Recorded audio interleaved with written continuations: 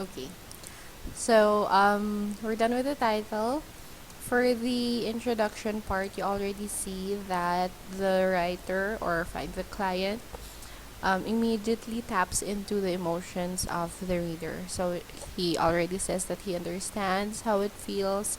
It's always good to let someone know that you understand what they're going through before you actually give them information, because they might think, if you're not, if for example I'm experiencing panic attacks and you're not, and then you give me advice, of course for me, who are you to give me advice if you don't really know how it feels, right? So you have to tell them, you have to let them know that you know how they feel, you know what they're going through, so that you'll have the credibility to give them the information, and for them to actually trust what you're saying. Alright, so if you go through this, it's just basically that. The writer is trying to tell the reader that he knows what they're going through, and because of that, he wants to help. And so he is now going to give 5 effective and easy to follow tips that they can implement today. This is important, which is why it's capitalized.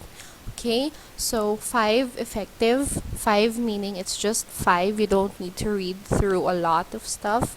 And of course, effective, so that it is worth their time to read. Easy to follow as well, because nobody wants anything complicated. And then implement today, because if the solution you're giving can only be implemented after a month, I mean, what is the point of that, right? So you have to tell them that what you're giving is important, it's easy to understand, and and it can help the reader right now. Okay. So here, and then read them now, take action, and you'll be on your way to a calmer, more peaceful life. So this is basically the promise that you are providing the reader. I am going to help you, but of course, you have to take action as well and help yourself. Just as a side note, well, not really a side note since it's important. If you notice, I know that you blog. So if you notice, this writing style is actually very close to blogging, except that it has a structure, right? So you capitalize, you can here it's not really sentences, or well, it is, but it's very short and very easy to read. It's really just like conversing with a friend, just like when you're blogging, right? So it's very, very, very similar to blogging, except that again it has a structure, like introduction, content, and stuff. So there, so you have the freedom to capitalize and to put things in an open and close parenthesis, anything that you think will make the reader understand more, and so that you can have your point be understood in a more personal level. Again, we need them to feel like you are talking to them, and it's not just like reading a book, that an encyclopedia, fine, where it's just information and there's no emotions involved. We have to be able to tap into their emotions. This is very, very important. Okay, so let's go to, he said 5 easy and effective tips, right? So let's go to tip number 1. Write it all down. For your this is already the subheadings. These are already the subheadings, sorry.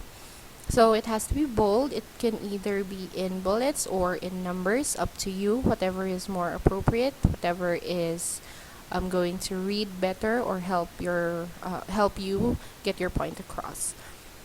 So here is the explanation for point number 1, which is write it all down and then think about your panic attacks. What are the things you're afraid of? There.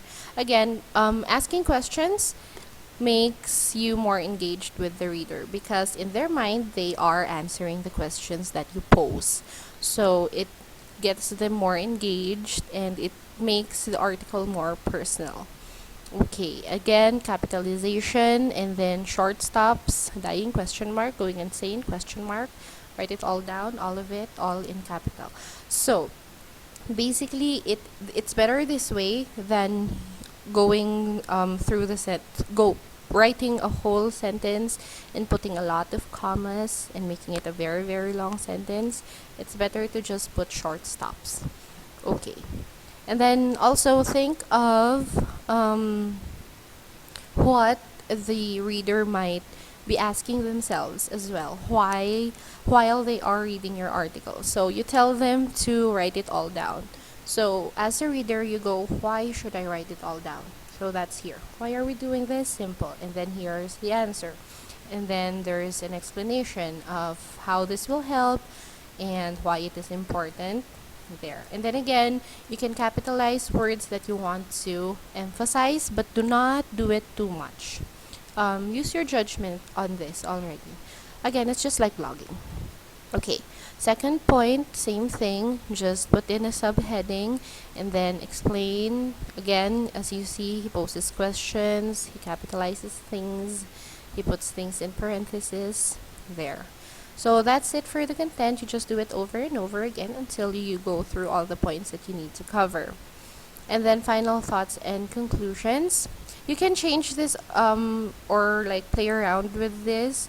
You can do like wrap up or to sum it all up, something like that. You can just play around with it. This is not really mandatory, these words that he used. Okay. So he said, now you got 5 new ways to get immediate and effective relief from panic. Again, this is where you actually tell them that, hey, I did deliver with what I promised back in the introduction.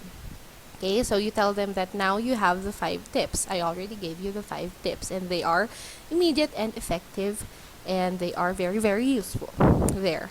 And then this part is more of a transition from the article going to the resource box. So you say that remember that it's not enough to read about the solution, you have to implement the information, and then you go to the resource box. Basically, you're telling them that, yeah, you read my article, you got 5 tips, but what then? Right? So I actually have this website, and if you visit it, you can claim, in this case, there's a book that is being sold. So there. If you go to my website, you can claim your copy of my book, and it will help you. It's for free, just like this article there. It even has a smiley. So again, it's more conversational, casual. The tone and the writing style, it's more conversational, casual, emotional, personal. It's just that it has particular structure or format that you need to follow. Okay, so that's it. This is the sample article. You can read through it yourself so that you can understand it more.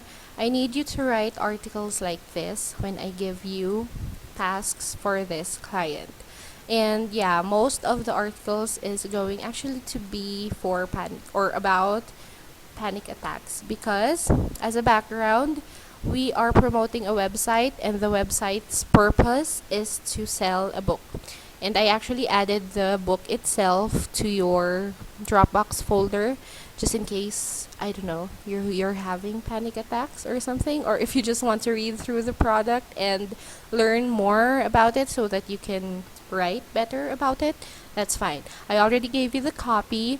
So basically, you have to, again, like before, like the 100 ways to make money online, you have to think of a lot of things to say, a lot of different things to say per article about one single general topic, which is panic attacks. Oh, and that is actually where the research part of this document, where is that? Here. That is where this part helps. It is basically teaching you how to drill down and find endless numbers of specific topics or subtopics for a general topic that will be provided. In this case, the general topic is panic attacks. So you have to go through Google and follow these instructions over here so that you could find very specific subtopics that you can discuss per article. So just a heads up, you cannot write about something twice. So for example, if your topic for one article is, let's say, let's say yoga for panic attacks, right? Let's say your article is 5 ways that yoga can help you avoid panic attacks. You cannot write another article about yoga for panic attacks. You have to find different topics, different subtopics that you can discuss. Okay, so again, that is where this research part is helpful. And if you get stuck on ideas, feel free to ask me. And then, one more thing that is important, for at least until we get approval, or at least until I tell you not to anymore, just give me a list of the resources that you used during your research for your articles. So it has to be at least 3. So 3 and above, 3 websites and above. And if you read through this research part, you'll see some here. Avoid article directories and affiliate sites. So of course, good resources would be government sites, educational sites. Wikipedia is not really very credible website that we could get information from, so don't include that. Basically, you just choose credible, reliable sites for your resources, which again you will read more about in this part of the document. If you have any questions, feel free to ask me. Again, since this is new, it's understandable that we have a lot of questions at first. And again, another heads up, I am not going to have you write, or I'm not going to have you reach the word count of 4,500 words for today. Maybe I'll just have you write 4,000 or around that, but I won't have you max it out because, again, it's a bit difficult and complicated. But I want you to know that there may be some revisions needed. So if the client tells us to revise something, you will need to revise it, and according to their comments, of course. Let's hope not, but it may happen, again, because it's a complicated structure and things. So that doesn't mean that your article is bad. That doesn't mean that you are a bad writer. It just means that we did not deliver exactly what they need. And again, this client is very particular and different from what we have been doing so far. That's it. I hope this video loads right away so you can start work. Just feel free to ping me for any questions. Thanks.